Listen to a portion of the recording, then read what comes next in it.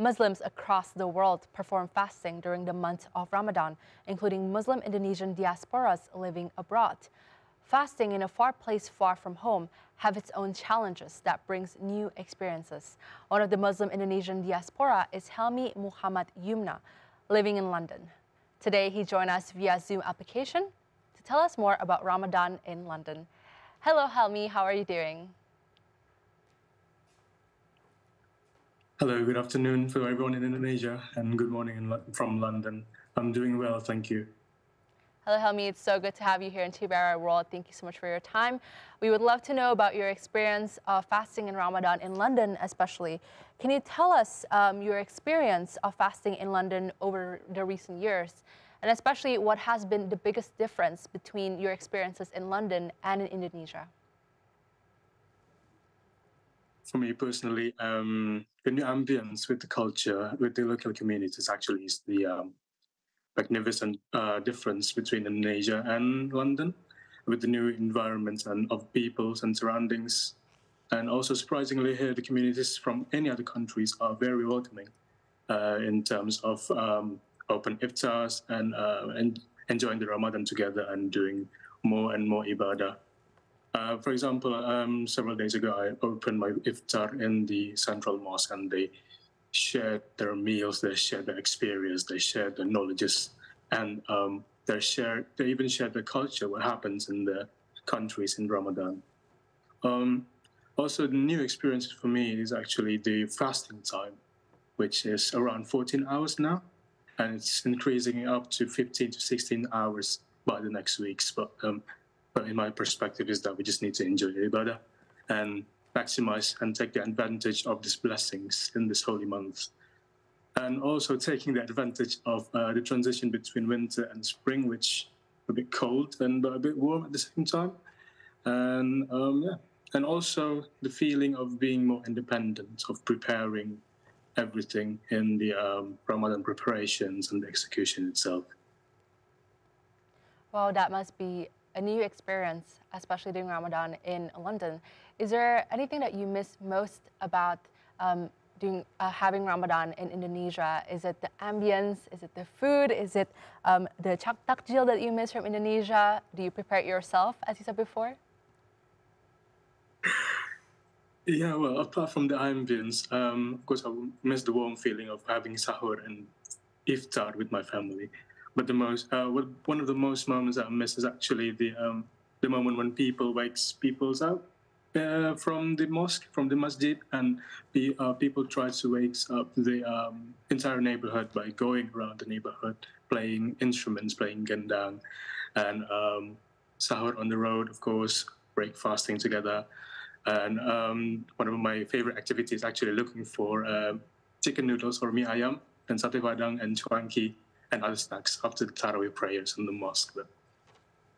And I do miss the Indonesian foods. There are two types, basically. The takjil that I miss from the street vendors, gorengan, pasta, and pastel, risto, and rissoles, of course. I try to make them myself, but of course it tastes different, really different. But then, and fortunately, there are Indonesian restaurants that sells those kind of foods here in London. And of course, if you want to make it, you can just go to your friend's house. Sometimes they make it as well. That all sounds really, really good. And can you tell us more about the Ramadan decorations there? We understand that this is the first time that there is such a decoration in London. Where in London is it actually located, and have you visited it yet? Yes, so the decoration is just stunning yet fascinating, made by the enthusiasm of the people and initiation from the, as I know, the non-profit organization called Ramadan Lights UK. And also it was inaugurated and switched on by the mayor of London himself, Sadiq Khan. It's located in Piccadilly Circus, which is one of the main tourist attractions in London that features sustainable lights and glittering movies and stars that depicts the concept of the month of Ramadan. And it will be here until the 21st of April. And yes, I went to the dedication recently, and it was a beautiful experience and magical at the same time. And the enthusiasm of Muslims around London is very good and expanding, in my perspective. And when I visited there, There are various people of local tourists and local peoples taking pictures underneath the decorations and showing the enthusiasm of diversity, tolerance, and to love the Muslim and to know that to celebrate the Ramadan alongside with the Muslim that are fasting in this holy month. That's great that there is wonderful excitement, especially from the people living in London as well. As you mentioned before about the topic of tolerance, how do you see the religious tolerance in London, especially during the month of Ramadan? In my experience, there are lots and lots of organizations that shows the Muslim and to support the Muslims in their fastings in the holy month, especially from the for example, take an example from my local gym. It provides free takjil and other foods and waters for the staffs and members who are fasting during the day, and it's there. It's always there every day, and not to forget the initiative of a open iftar that are initiated by the organization but supported by the government itself as well. It held iftar in various locations and famous locations as well. Take an example of last Sunday, they held the open iftar event in the Stamford Bridge Stadium, which the home of Chelsea FC, one of the biggest club in London. And the other day it was held in the Gherkin, which is the one of the famous building in London as well. And of course, it gives it gives people new experience. It gives people new connections and chance to meet new people too in that event. Wonderful. And lastly, what activities are frequently conducted by the Indonesian diaspora during the holy month of Ramadan?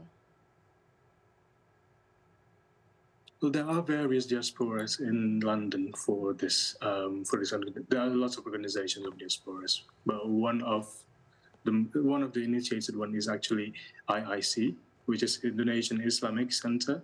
Of course, diaspora in London and every other one is like a family. And the activities that are held recently is actually an iftar and tarawih in the new Indonesian mosque that are officially ours now. It's called Indonesian Islamic Center, and located in Neasden in London, and it will be held every week, every Friday, and it gives the opportunities for other diasporas to gather and to connect, basically, and to do the ibadah together. And also, the embassy is also inviting people who are either studying or working or living in London for an open iftar and tarawih every week as well in the embassy. Well, thank you so much, Helmy, for joining us in TVRI World. It's been a pleasure. We hope that you have a good holy fasting month of Ramadan in London. And now let's go back to more news. Thank you. Thank you so much.